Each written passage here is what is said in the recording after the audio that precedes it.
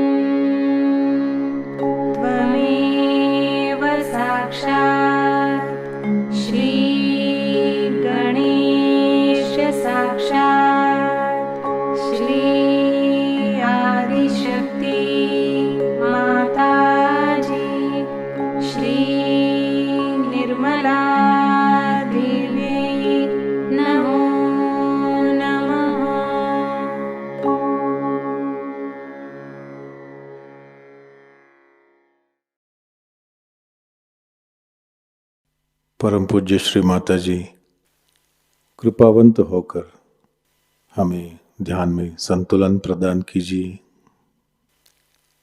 इस संतुलन की अवस्था में हमें ध्यान का आनंद मिले, निरानंद मिले, ऐसा आशीर्वाद हमें दें। परम पूज्य श्री माता जी, आपकी कृपा में इस संतुलन की अवस्था में हम अपनी ध्यान की गहराई में उतर सके, ऐसी स्थिति हमें प्रदान कीजिए।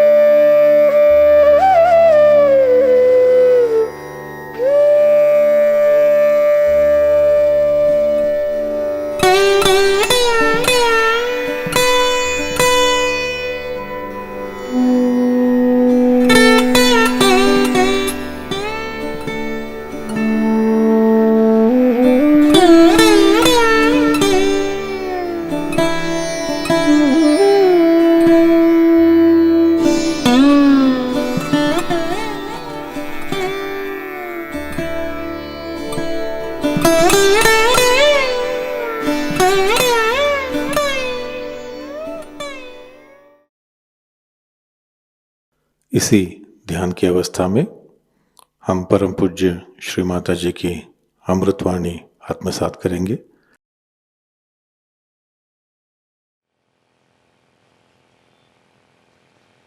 सत्य को खोजने वाले आप सभी साधकों को हमारा नमस्कार।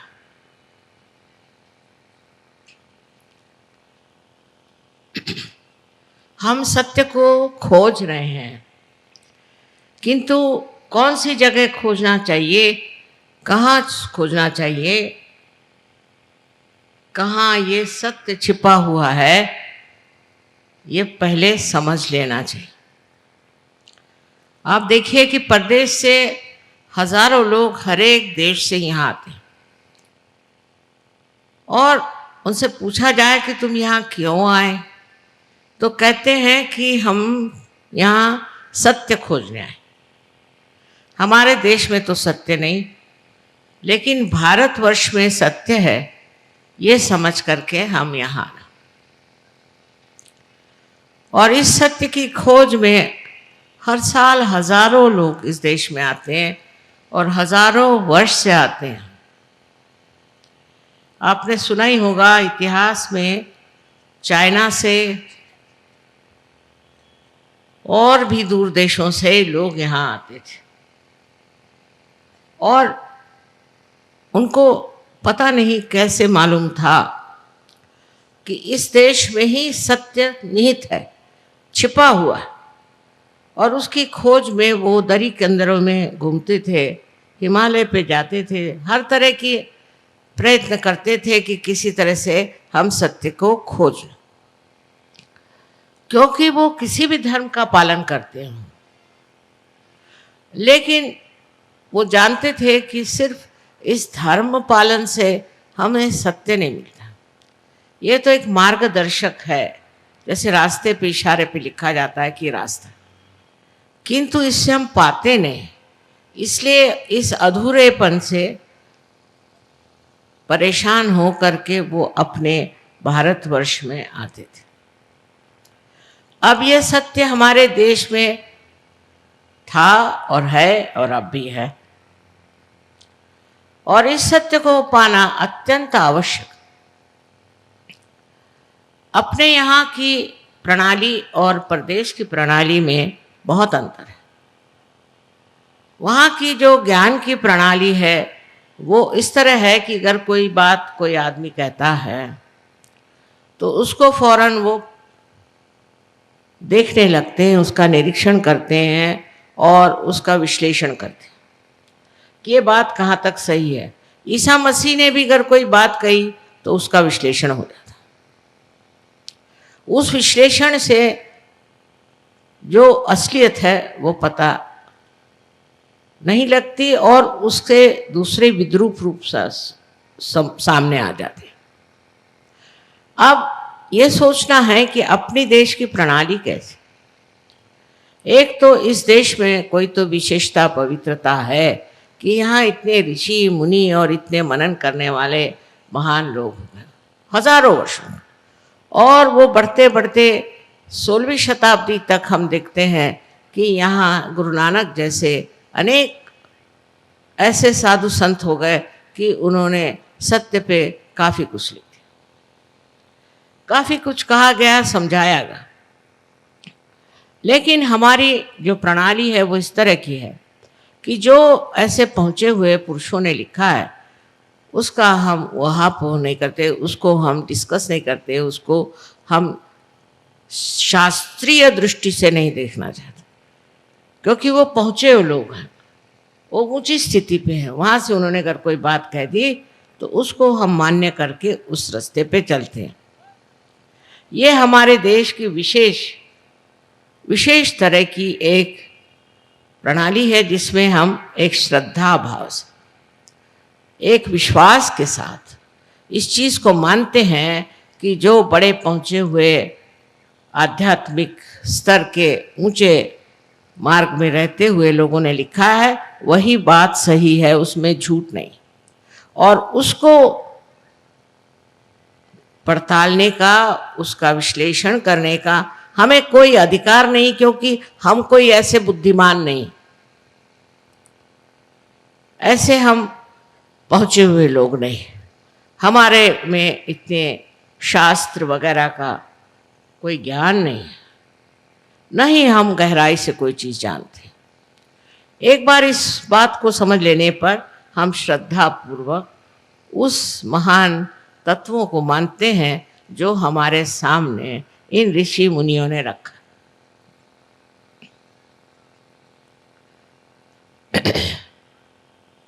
विदेश में भी मैंने देखा कि बड़े बड़े वहाँ पर सूफी लोग हो गए और उन्होंने बिल्कुल सहज की बातें करी, बिल्कुल सहज की ही बात करी, लेकिन उनको कोई मानता नहीं है। सूफियों को उनकी मान्यता बहुत ही थोड़ी सी, थोड़े से लोग उनको मानते हैं और सिर्फ उनकी कविता पढ़ के बड़ा मनोरंजन कर लेते हैं, पर उन्होंने जो कहा उस मार्ग पे नहीं चलते।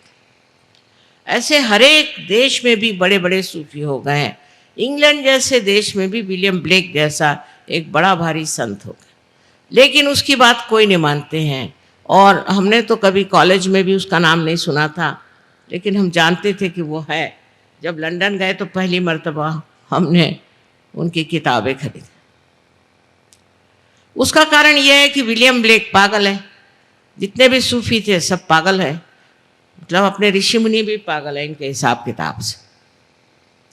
इस तरह की जो अहंकारिता प्रदेश में है वो इस देश में नहीं थी ऐसा कहें, क्योंकि अब तो हम बिल्कुल परदेशी हो रहे हैं। हमें अपने देश के बारे में कुछ मालूमात ही नहीं, हमारे स्कूलों में बच्चों को कुछ मालूम ही नहीं। किसी बच्चे से हमने पूछा कि तुम अजंता के बारे में कुछ जानते हो, तो कहना ये अजंता हिंदुस्तान में है कि बाहर है। अपने देश की जो संपत्ति है वो इतनी ज़्यादा, इतनी गहरी, इतनी अचल है कि उसको देखना, जानना हम हिंदुस्तानी अपना कर्तव्य ही नहीं समझते। यहाँ की संस्कृति के बारे में तो कुछ बता ही नहीं सकते। कितनों ने मुझसे कहा, खासकर हमारे जो परदेसी सहयोगी हैं, कि माँ आप एक किताब हिंदुस्तान की जो खासकर गहरी बातें हैं उस पर लिखो।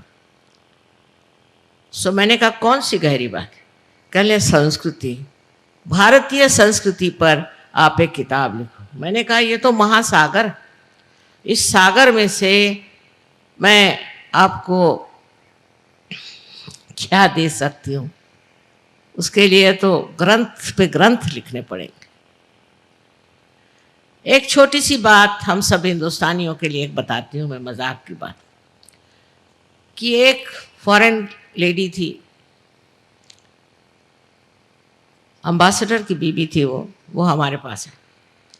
सो गले में वो हार पहने हुए थे। तो मुझे कहले मेरे समझ में ये हिंदुस्तानी नहीं आते। मैंने कहा क्या हुआ? कहले मैं एक फूलों के दुकान में गई थी और उस दुकान में बड़ा सुंदर एक हार था, वो खरीद के मैंने पहन लिया। तो वो जो लड़की थी जिसने बेचा, वो पेट पकड़ पकड़ के हंसने लग गई और रास्ते में सब लोग मेरे ऊपर हंस रहे क्योंकि मैंने गले में हार पहन लिया। मैंने कहा अब इसको कैसे समझाएं? मैंने कहा भाई देखो, यहाँ कोई अगर आपका आदर करे तभी हार पहनाया जाता है। आप अपना ही आदर तो कर नहीं सकते, तो आप अगर खुद आदर करें अपना और हार पहन लें तो ये तो हिंदुस्तानी जो संस्कृति है उसके लिए एक बड़ी हास्यास्पद चीज़ है, इसे सबको हंसी आएगी। उससे कहा ये हिंदुस्तानी जो भारतीय आपकी जो चीज़ है ये बड़ी गहरी है। मैंने कहा ये तो आप कोई भी हिंदुस्तानी होगा ये बात समझ जाएगा कि इस तरह से अपने को आगे बढ़ा के रहना और इस तरह से अपने गले में हार पहन के घूमना, ये चीज़ बड़ी ही निंदनीय है, क्योंकि इसमें नम्रता नहीं, इसमें ये समझने कि हम हैं कौन, हम अपने को क्या समझे बैठे। लेकिन इस बात को लेकर के मैं कहूँगी कि महात्मा गांधी ने जो आंदोलन चलाया था वो बिल्कुल उल्टा फिर गया। जब हम गांधी जी के साथ थे, उनके साथ रहे और उन्हीं के बहुत सारी बातचीत और उनका ढंग जो था वो था, हालांकि वो भी परदेश के पढ़े हुए थे, कि अपनी भारतीय संस्कृति को उभारना चाहिए, उसके बगैर ये संसार नहीं बच सकता। इसकर संसार को बचाना है तो भारतीय संस्कृति का यहाँ एक बढ़िया उदाहरण होना चाहिए, मसला होना चाहिए, जिसको देखकर लोग समझ जाए कि ये भी एक ज़िंदगी है, इसमें भी एक आनंद है। और उनके यहाँ 4 बजे उठने की प्रथा थी। 4 बजे उठ के नहा धो करके और आपको प्रार्थना में जाना पड़ता, और प्रार्थना में जाकर आप बैठिए तो वहाँ सांप भी बहुत, कभी कभी एक आध सांप आपके सामने डोलता हुआ दिखाई देता था, पर कुछ कभी किसी को काटा हो बिच्छू ने भी तो पता नहीं। इतना वातावरण उनका शुद्ध था और वहाँ नम्रतापूर्वक सब लोग, हर एक जाति के, हर एक धर्म के लोग बढ़ के प्रार्थना करते और प्रार्थना में संगीत आदि सब कुछ होता था। और उन्होंने जो भजनावली भी लिखी, आश्चर्य की बात नहीं है क्योंकि मैं इस बात को जानती हूँ कि वो कितने आध्यात्मिक थे, कि सारे कुंडलिनी के ही चक्रों पर उन्होंने एक के बाद एक, एक के बाद एक के बाद इस तरह से सारे श्लोक लिखे पूरे। सबसे पहले उन्होंने लिखा था तो गणेश की स्तुति, फिर सरस्वती की स्तुति। इस तरह से करते करते उन्होंने हर एक चक्र के जो अधिष्ठित देवता थे उनके ऊपर में अपनी भजनावली में लिखा था और उसी तरह से गाने का। उसके बाद बाइबल से भी लॉर्ड्स प्रेयर कही जाती थी, उसके बाद कुरान से भी कहा जाता था, और भी बुद्ध धर्म का भी और जैन धर्म की भी उसमें कुछ न कुछ श्लोक होते थे। पर पहला जो हिस्सा था उसमें एक एक चक्र पे बैठे हुए हर एक देवता को उन्होंने लिया था। इतने आध्यात्मिक दृष्टि से देखते थे। वो कुंडलिनी के बारे में जानते थे, चक्रों के बारे में जानते थे। सब कुछ जानते हुए उन्होंने इस चीज़ को लोगों में लाने की कोशिश की। ऐसी भजनावली लिखाई जिसमें इस तरह से सब चीज़ें लिखी। और अध्यात्म के बारे में बहुत मुझसे भी पूछते थे। मैं तो बहुत छोटी लड़की थी, लेकिन तब से वो पूछा करते थे कि तुम बताओ कौन सी गहनता हमारे संस्कृति की विशेष है। अब इस संस्कृति के बारे में कहना बहुत ज़रूरी है, क्योंकि गांधी जी को तो लोगों ने भुला दिया। गांधी जी तो बिल्कुल बेकार हो गए, क्योंकि उनका अध्यात्म तो कहीं दिखाई नहीं देता। आज राजकारण में अध्यात्म की तो कोई बात ही नहीं कर। अध्यात्म में हम हिंदुस्तानी नहीं जाएंगे तो कौन जाएगा उसमें, कौन उसको समझेगा। आज आप देख रहे हैं यहाँ 75 देशों के लोग आकर के और बैठे।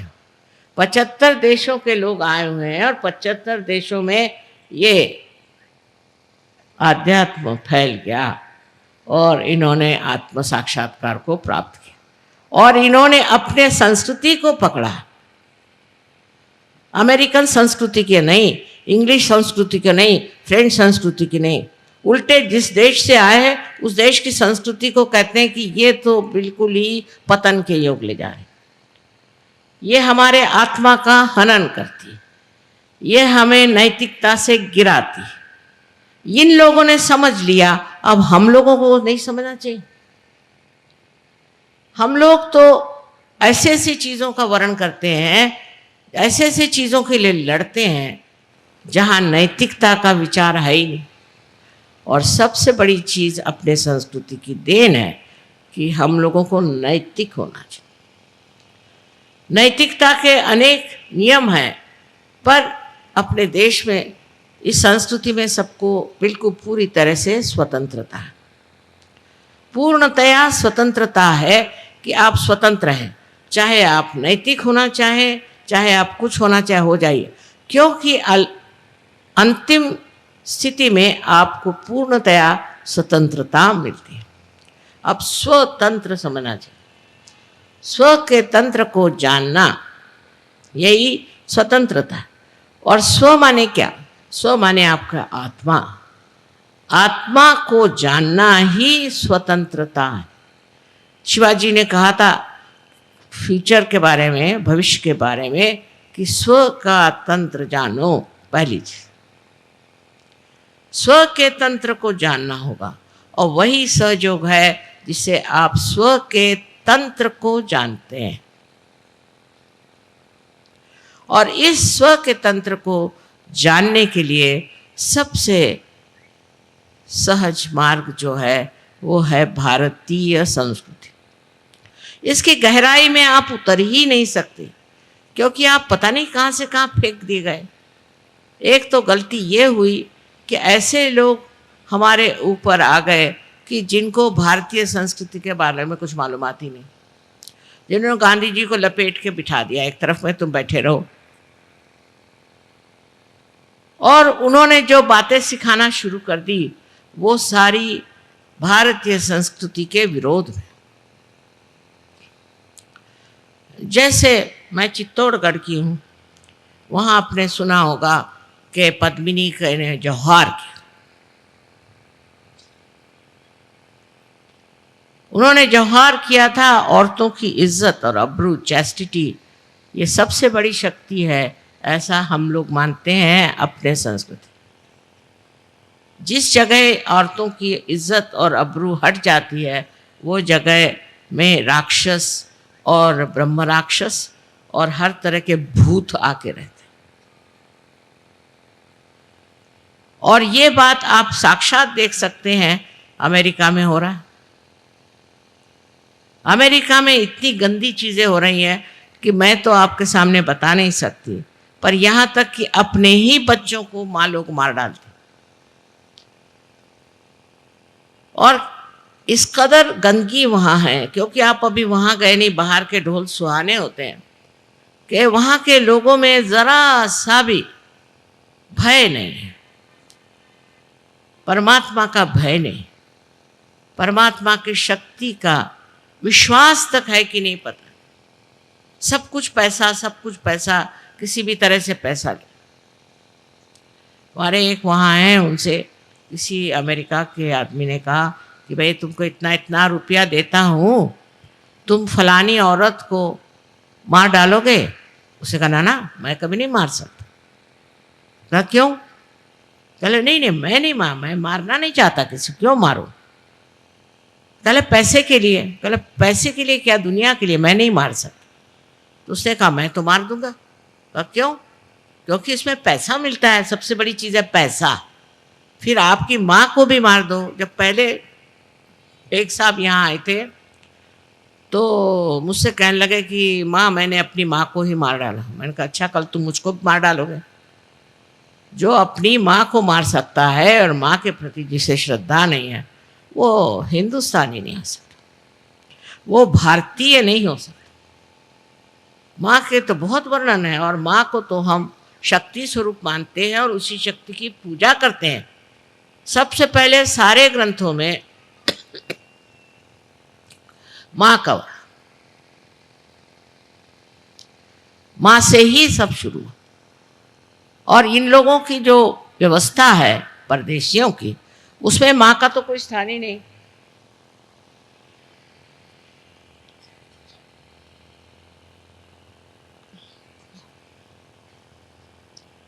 बहुत से देशों में तो देश का नाम भी बाप के नाम से, जैसे हम लोग भारत माता कहते हैं तो वो अपने देश को कहते हैं कि ये तो पुरुष है। उसमें से एक देश है जर्मनी। आप जानते हैं जर्मनों ने क्या किया? अब रो रहे हैं जो कुछ भी किया उसके लिए, पर किया तो सही। ऐसे भारतवर्ष के लोग नहीं कर सकते। अब हमारे यहाँ समझ की कितनी कमी है। एक किताब मैंने देखी जयपुर पे, वो जयपुर का कोई होएगा, उसने लिखी होगी। मुझे हैरानी हुई कि वो कहता है कि जो जौहर पद्मिनी ने किया था मेवाड़ में, उसकी जगह अच्छा था कि वो खिलजी के चरणों में चली जाती, उसकी दासी हो जाती, तो ये झगड़ा ही ना खड़ा होता। 32,000 औरतों को जला दिया, ये कौन सा उन्होंने बड़ा काम किया? देखिए अकल की कहाँ पहुँचती है। उससे अच्छा था कि सबसे आप समझौता करते। अंग्रेज़ों से लड़ने की क्या ज़रूरत थी? उनसे समझौता करते, सबसे समझौता करके रहते तो अभी तक इतने लोग नहीं मरते। और जी कर करते क्या? इतने लोग अगर जीते भी तो करते क्या?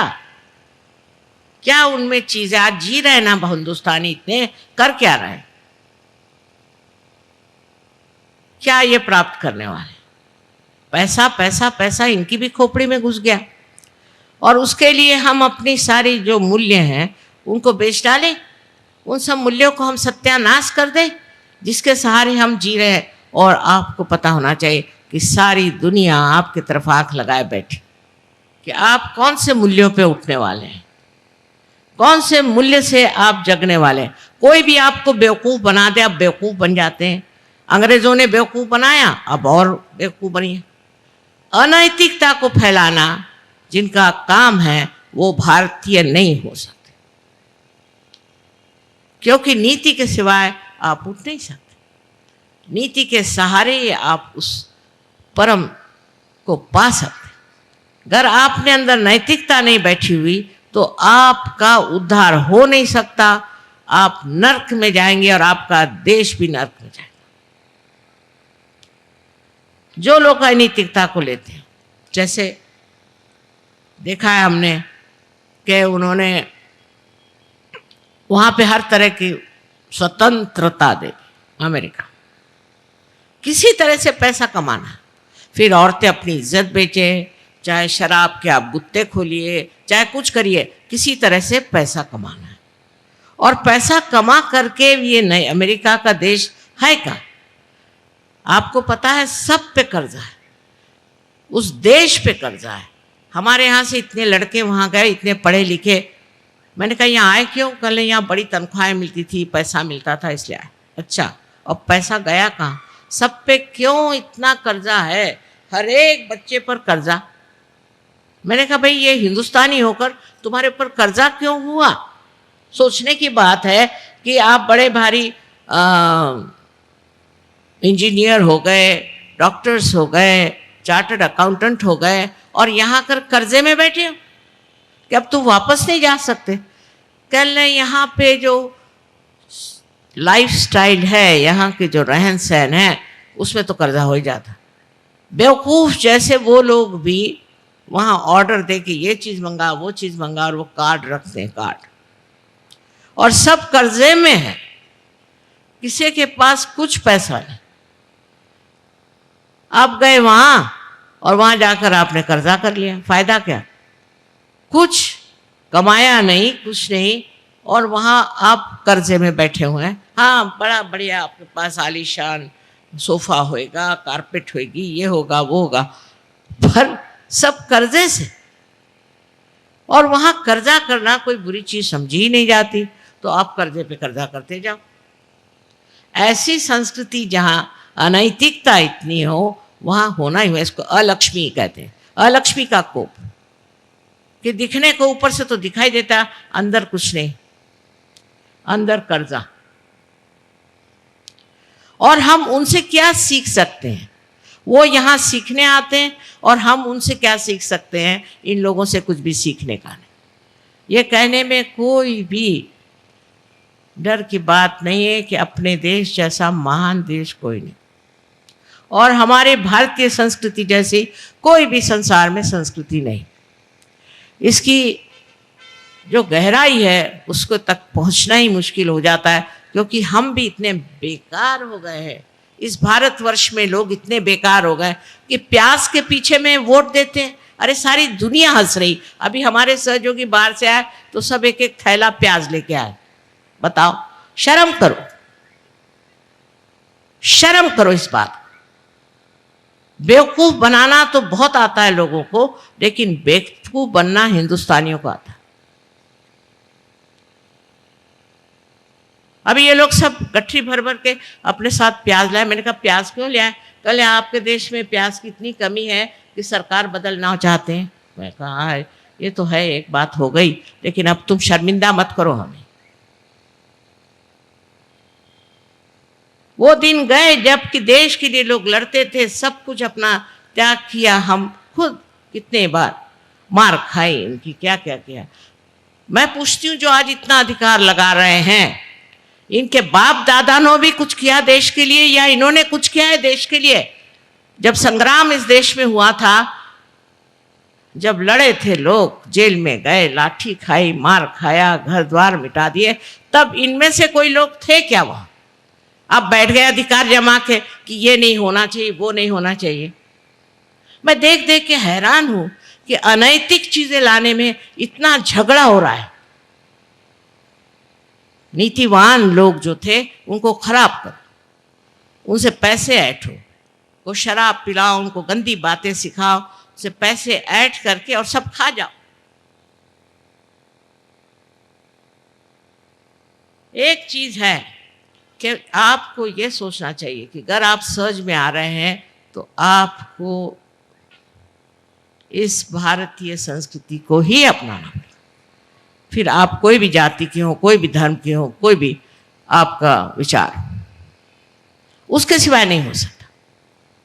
और सहज मार्ग क्या है वो भी एक समझने की बात कि हम लोग श्रद्धापूर्वक किसी चीज को मानते, लेकिन अभी तक उसको पाया नहीं।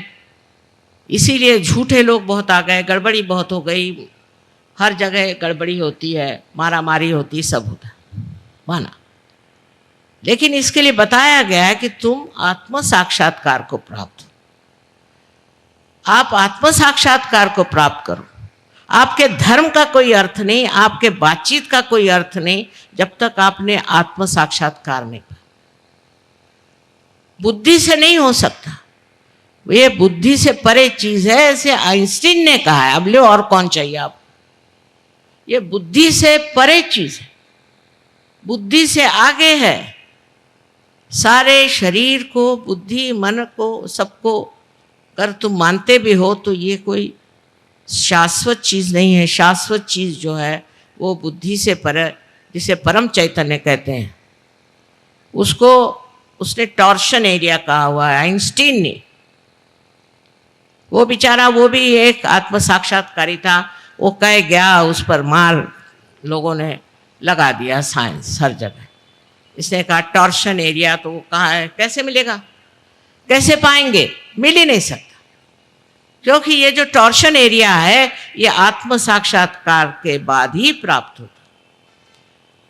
तो पहले आत्म साक्षात्कार करिए। अब उसके लिए बहुत से झूठे लोग निकल आए अपने देश में, बहुत से तांत्रिक निकल आए, वो कुछ दौर धंधा कर रहे हैं, कुछ हीरा दे रहे हैं, कोई कुछ कर रहे हैं, उसी में फंसे जा रहे हैं। ये आत्म साक्षात्कार को प्राप्त करना सहज मार्ग से बहुत ही सुलभ हो गया, सबको बहुत आसानी से मिल सकता। इसमें कोई भी ऐसी बात नहीं कि आप सर के बल खड़े हो जाओ, कि आप घर द्वार छोड़ दो, आप बल बच्चों को छोड़ दो, कोई करने की जरूरत है। आपके ही अंदर ये शक्ति है, आपके ही अंदर त्रिकोणाकार अस्थि में ये शक्ति है। ये मैं कह रही हूं, ऐसी बात नहीं, अनादिकाल से यहाँ लोगों ने कहा है।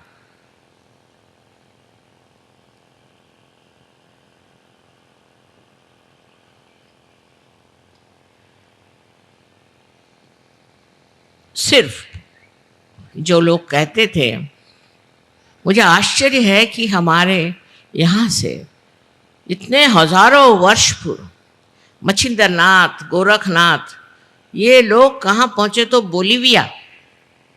बोलीविया में पहुँचे, जो कि हम लोग जा नहीं सकते, वहाँ बड़ा मुश्किल है। यूक्रेन में गए, कुछ हिस्से में रशिया में भी गए, और वहाँ जा कर के उनको बताया कि आपके अंदर ये शक्ति है और ऐसे ऐसे चक्र है, ये है, सब वहाँ बताए।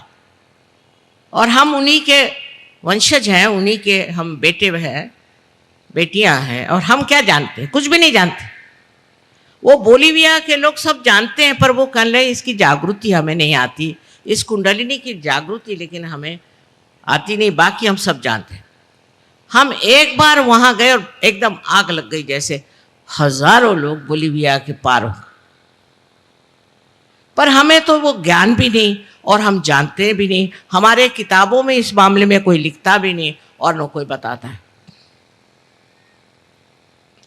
मानो हमको काट दिया, उस महान संस्कृति से, उस महान ज्ञान से हमको काट दिया, और काट करके हम अजीब एक पता नहीं कौन से देश के लोग बन गए। न तो अंग्रेज है, न धड़ी हिंदुस्तानी है, न धड़ी ये है, पता नहीं क्या बन गए हम लोग, हमें कुछ मालूमात ही नहीं। लोगों ने कहा अच्छा कुंडलिनी माने, कुंडलिनी माने, कुंडली की कुंडलिनी माने क्या, किसी को मालूमात ही नहीं है। सोचिए, इसमें जो सागर भरा हुआ है इस देश में, सागर भरा। अभी एक साहब मेक्सिको से आए थे, वो यहाँ पर एम्बेसडर हैं, तो मैंने उनसे कहा कि आपके यहाँ जो है बहुत ज़्यादा भूत विद्या है। कहला अच्छा, मैंने कहा मैं तो गई थी, मैं जानती हूँ भूत विद्या बहुत है वो। तो कहले वो साइकोलॉजी से चला जाएगा। मैंने आपकी साइकोलॉजी, साइकाट्री जो है वे एक बच्चे जैसी, उसकी चाइल्ड साइंस, उसमें कुछ है ही नहीं। आपको जानना है तो मैं बताऊंगी कि ये भूत विद्या, हमारे यहाँ जो साइकोलॉजी, साइकाट्री है, वो कितनी गहन, एक एक बातें उसके अंदर लिखी हुई है, और वो मैं समझाऊंगी तुमको। तो वो बेचारे बहुत ज्ञान पिपासु हैं, ज्ञान जानना चाहते हैं, लेकिन मेरे पास जब टाइम होगा तो बैठ कर उनको मैं समझाऊंगा। पर आप सोचिए कि आपके देश में इतना गहन यहाँ ज्ञान का भंडार पड़ा हुआ है, और आप कहाँ भाग रहे हैं, क्या कर रहे हैं आप लोग। जो देश आपके हिसाब से ऊंचे उठ गए, बड़े अग्रसर है, उनको जाके देखिए ना आप लोग। देखा नहीं, मैंने तो देखा है।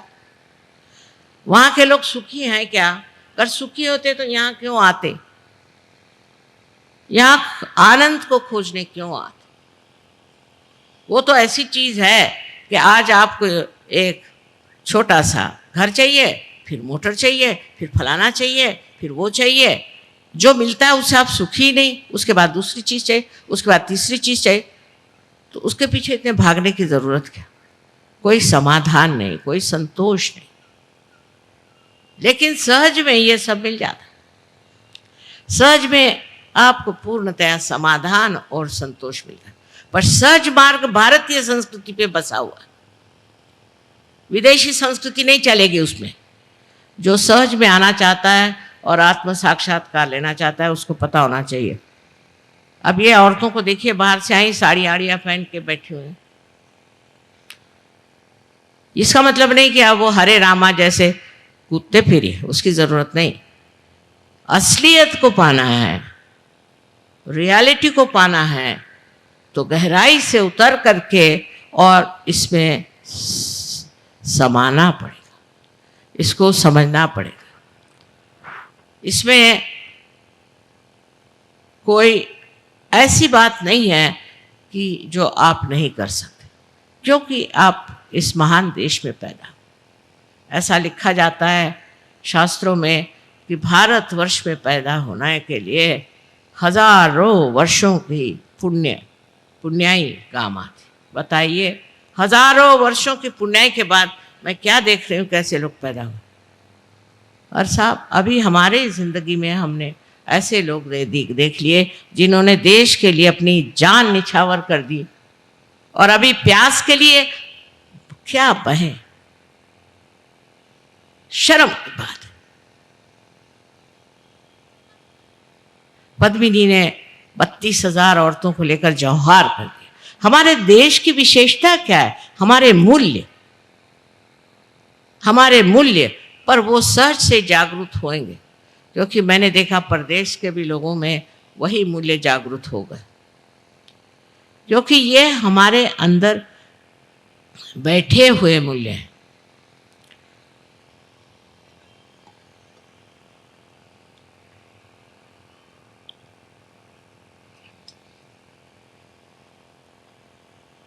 जो जगमगा रहे हैं अंदर, जो अंदर प्रज्वलित हैं, जो सूर्य के जैसे चमक रहे हैं, ये सब मूल्य हमारे अंदर, और फिर इस पृथ्वी तत्व का इतना महत्व है। लेकिन हमने अगर ढक दिया, अपने ही को ग्रहण लगा लिया, तो ये मूल्य आपको कैसे दिखाई देंगे, या आपके समझ में कैसे आएंगे?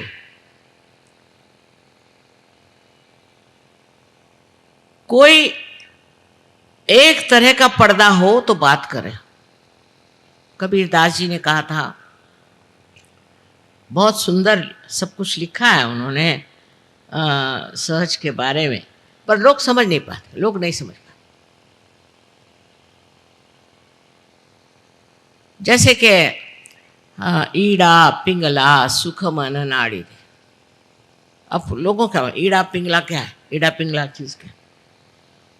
उनको नर्वस सिस्टम मालूम है, ऑटोनॉमस नर्वस सिस्टम मालूम है, पर यही ईड़ा पिंगला और सूक्ष्म नाड़ी जो है वो है, ये नहीं मालूम। उसके बारे में कुछ जानते ही नहीं। उन्होंने लिखा, सैया निकस गए मैं ना लड़ी थी। तो हमारे लखनऊ में लोग रहते हैं, उनको मैं कहती तुम लोग दिल फेंक बहादुर हो। तो वो सैया को सोचते हैं कि सैया माने उनका कोई तो भी लवर या कोई प्रेमी है, वो निकल गया, वो नहीं रोई। मैंने कहा, कबीर को ये सबसे करना क्या है? वो क्या रोमांटिक थे क्या? उन्होंने ये कहा कि मेरी जिंदगी निकल गई, मैं मृतप्राय हो गया, तो भी मैं उससे लड़ा नहीं, मृत्यु के साथ मैं लड़ा नहीं। तो वो आप सोचिए कि विपर्यास हमने कितना कर दिया, कितना उसको बदल दिया, परवर्ट कर दिया, कि जैसे सुरती चढ़े कमान। ये कुंडलिनी को सुरती कहने वाले कबीर को हमने सुरती को, बिहार में सुरती कहते हैं तंबाकू को, बिहार का जो हाल है सो देखिए, एक एक बिहार में महान लोग हो गए, बुद्ध हो गए, महावीर हो गए एक तरह से, और मेरे ख्याल से गुरु गोविंद साहब का भी मैंने वहाँ देखा है। इस तरह से अनेक वहाँ पीर हो गए, कितने लोग हो गए इस बिहार में। जैसे कि एक सरोवर में कमल उग जाए, अनेक कमल उग गए। अब उन्हीं का नाम ले करके लोग कहें कि साहब हमारे देश में तो ये कमल हुए थे, हमारे देश में वो कमल हुए थे। आप तो कीड़े हैं अब भी उसी में, आप क्या बात करें। आपको कमल होना है तो सहज में उतरो। सहज में उतरना कठिन नहीं, सहज, पर सहज में रहना कठिन। आदमी को जो आदत हो गई इधर से खाना खाने की, वो ऐसे सादा खाना नहीं खा सकता। सहज में आप पार हो जाएंगे, आत्म साक्षात्कार आप प्राप्त कर लेंगे, इसमें कोई शंका नहीं। विशेष करके खास कर आप अगर भारतीय हैं तो सर आंखों पर, चाहे आप कोई भी जाति के, मुसलमान हिंदू कोई हो, आपका फर्क नहीं पड़ता। लेकिन इस आत्मा को प्राप्त करने के बाद उसमें जमना पड़ता है। जैसे बीज है वो प्रस्फुटित हुआ और उसमें से अंकुर निकल भी आया हो तो भी उस अंकुर को वृक्ष होना पड़ता है। वही हम लोग मार खा जाते क्योंकि चारों तरफ वातावरण ही खराब है। सिर्फ हम लोग वातावरण उसको सोचते हैं कि जो गैसी है, जिससे गैसेस निकल रही है, नहीं नहीं, विचार से भी वातावरण बहुत खराब होता है। इसकी भी प्रक्रिया बहुत खराब है। चारों तरफ से विचारों का आंदोलन जो चलते रहता है। खासकर हमारे अखबार वाले जो हैं वो तो एक कमाल के लोग हैं, पता नहीं कौन से देश के रहने वाले। मुझे तो भारतीय नहीं लगते, उनमें से किसी को भी भारतीय संस्कृति के बारे में कुछ मालूमात नहीं। बहुतों ने कहा कि माँ हम आपका एक सेमिनार या कुछ भी कहिए करने वाले हैं जिसमें सब हमारे अखबार वाले आए। मैंने कहा ना ना ना ना ना ना, मुझे उनसे बात नहीं करनी, उनके बस का नहीं, तो उनके बस का नहीं। रात दिन इससे उसको लड़ाओ, उससे उसको लड़ाओ, इससे झगड़ा करो, उससे झगड़ा करो, इसके सिवा और वो कुछ नहीं करते। पर अभी 30 देशों से यहाँ आए थे, 30 देशों से यहाँ आए थे लोग, जर्नलिस्ट आए थे, और उन्होंने कहा कि माँ हम चाहते हैं आपकी एक मीटिंग हो। और आश्चर्य की बात है कि 30 देश के जितने भी वहाँ से आए हुए थे सबके सब पार हो, सबको आत्म साक्षात्कार मिल गया और सबके हाथ में ठंडक आने लगा। लेकिन जिनका दिमाग चालाकी में चलता है, जो लोग चालाकी करते हैं, इधर से उधर झूठी बातें बनाते घुमाते हैं, ऐसे चालाक लोगों को सहयोग नहीं कुछ कर सकते। सहयोग चालाकों के लिए नहीं है, उसी तरह से मूर्खों के लिए भी नहीं। जो आदमी चाहता है हृदय से कि हमें आत्म साक्षात्कार हो, वही प्राप्त कर सकता। फिर उसके बाद जिंदगी बदल जाती है, उसके बाद मजा आने लगता है, उसके बाद अनेक तरह के आशीर्वाद आप पे आते हैं और आप जानते हैं कि परमात्मा आपको देख रहा है, आपकी हर एक गतिविधि को संभाल रहा है, आपके हर एक मूवमेंट को संभाल रहा है, आपके साथ हर जगह खड़ा है। नहीं तो लोग कहते हैं हम तो रोज मंदिरों में जाते थे और इतनी हमने पूजा करी, शिव जी हम पे खुश नहीं हुए, फलाना नहीं हुआ, ठिकाना नहीं हुआ, सबकी शिकायतें। अरे पर तुम्हारा तो संबंध ही नहीं हुआ उनसे। जब तक आपका संबंध नहीं हुआ, मस्जिदों में गए कहे हमारे घुटने फूट गए, शिव जी नहीं मिले, वहाँ पर हमको परमात्मा नहीं मिले, हमें वहाँ आशीर्वाद नहीं मिला, सुकून नहीं मिला। कैसे मिलेगा? क्योंकि वहाँ तुम्हारा कोई संबंध नहीं। कुरान को भी किसी ने पढ़ा नहीं है मेरे ख्याल से ठीक ठाक से। अगर पढ़े तो समझ में आएगा कि सारा सहयोगी वर्णित है उसमें। उनका खुद ही जो जिसे कियामा कहते हैं, जिसको कहते हैं, वो किस तरह से ऊपर चढ़े और किस तरह से सफ़ेद घोड़े पे बैठ के ऊपर चढ़े, कैसे 7 स्तरों पे उठे, वो सारा सहजयोग है। जो सच्चे होंगे वो सच्ची बात लिखेंगे ना, इधर उधर की उटपटांग बात क्यों लिखे। ये तो उन्होंने बाद में नीति बना दी कि ऐसे नहीं करो, ऐसे नहीं करो, लोगों को बचाने के लिए। क्योंकि अरबस्तान के लोग ज़रा उनको मालूमात नहीं थी नैतिकता।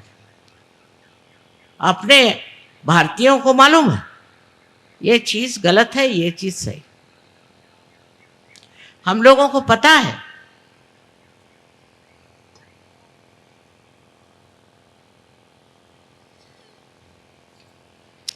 एक लड़का अंग्रेजी पढ़ने गया था कैम्ब्रिज में, उसने बताया, मुझे बड़ी हैरानी होती है कि ये लोग हर एक चीज़ को सोचते हैं कि एक बड़ा भारी आवाहन है, चैलेंज है। मैंने कहा कैसे? मुझे कहने लगे कि तुम ड्रग क्यों नहीं लेते? उनका मुझे नहीं लेना ड्रग, हमारे नीति में नहीं बैठते। कल ये कहाँ की नीति निकाल रहे हो? ड्रग लो, हम लोग सब ड्रग लेते, तुम भी ड्रग लो। ये तो तुम्हारे लिए चैलेंज है, तुम्हारी नीति के लिए चैलेंज है। उसने कहा मुझे नहीं ऐसा चैलेंज फैलेंज चाहिए। तो कह ले माँ, ये लोग तो सोचते हैं कि शराब पीना एक चैलेंज है, ड्रग लेना एक चैलेंज है, एड्स होना भी चैलेंज है। अच्छा, नर्क जाना भी एक चैलेंज है इनके हिसाब से। उनका तो सारी बुद्धि भ्रष्ट हो गई, मति भ्रष्ट है। और क्या कहें? अगर कोई कहे कि ये बड़ी अच्छी चीज़ है तो इसे क्या कह सकते हैं? एड्स वाले लोग तो मैंने कोशिश करी कि उनके दिमाग ठीक करें, तो वो तो मेरे सर पे चढ़ गए। कल हमने तो एक बलिदान किया है। बताइए। मैंने कहा काहे का बलिदान किया? कहने लगे कि देखो हम तो एक बड़े भारे फाइटर्स हैं, हम बड़े भारे लड़ाका लोग हैं, हम फलाना टिका। मैं नमस्कार, तुम ऐसे लड़ते रहो और अपनी ज़िंदगी बर्बाद करो, और क्या करें? तुम तो कुछ आगे जाने वाले नहीं, वो तो स्पष्ट दिखाई दे रहा। तो इस तरह के वहाँ पर लोगों की प्रवृत्ति, कोई भी गलत काम करना एक चैलेंज। और हिंदुस्तानियों को सोचते हैं कि ये डरपोक हैं भारतीय लोग, बिल्कुल बेकार। और अब तो कमाल जो हो गई हम लोगों की, वो प्यास के मारे ऐसी शर्म लगती है मुझे कि अरे ये क्या इन लोगों ने हमारी दशा कर दी कि बिल्कुल ही हम लोग गए बीते बिल्कुल बेकार लोग हो गए। और इस दिल्ली शहर में कम से कम कितने ही लोग सहयोगी हैं? हजारों हजारों की तादाद में सहयोगी हैं। और पता नहीं कैसे ऐसी बातें यहाँ हो गई। अकल ही मारी गई है ना, जैसे पंजाबी कहते हैं मत मारना, वो चीज़।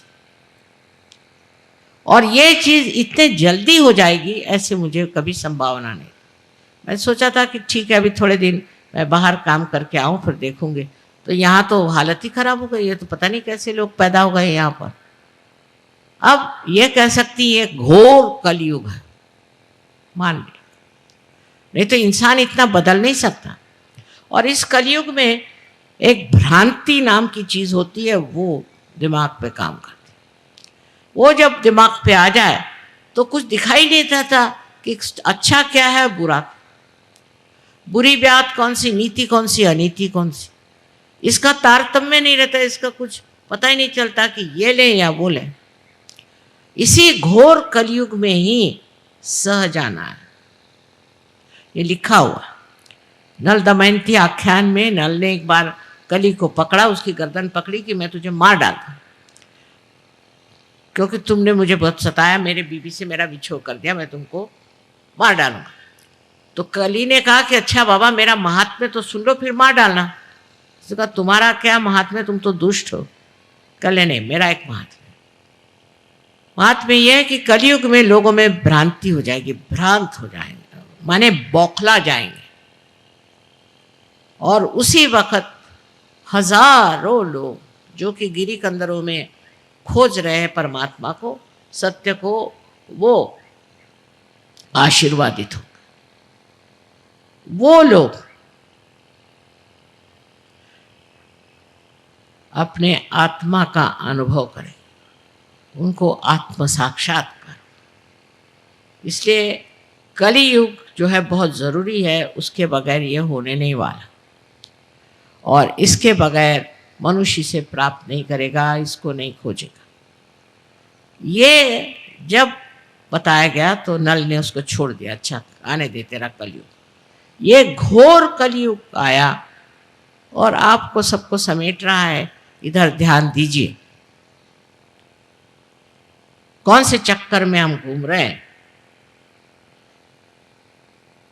इसका विचार करना चाहिए। सहज के मार्ग में आने के लिए आपको कुछ नहीं देना, पैसा नहीं देना, कुछ त्यागना नहीं, कुछ नहीं, इस तरह की चीज़ है ही नहीं। सिर्फ आपके अंदर बसी हुई कुंडलिनी का जागरण करना है, और जब वो जागृत हो जाती है तो अपने ही आप वो सहस्त्रार में समा करके और इसका भेदन करके और चारों तरफ फैली हुई ये सूक्ष्म चेतन शक्ति उसे एकाकारिता दे।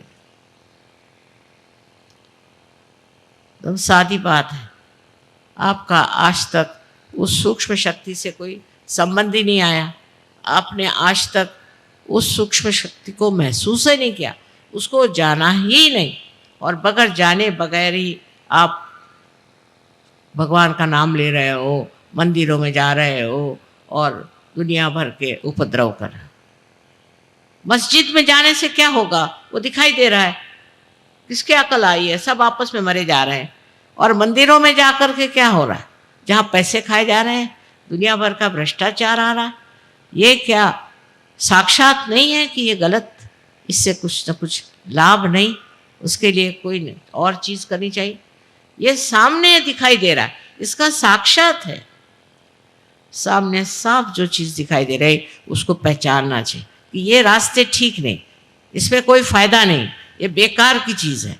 जो पाना है अपने अंदर, अंदर के अंतरात्मा को जब तक हम प्राप्त नहीं करते, तब तक इस अंधकार में न जाने कहाँ से कहाँ हम लोग भटक जाएंगे।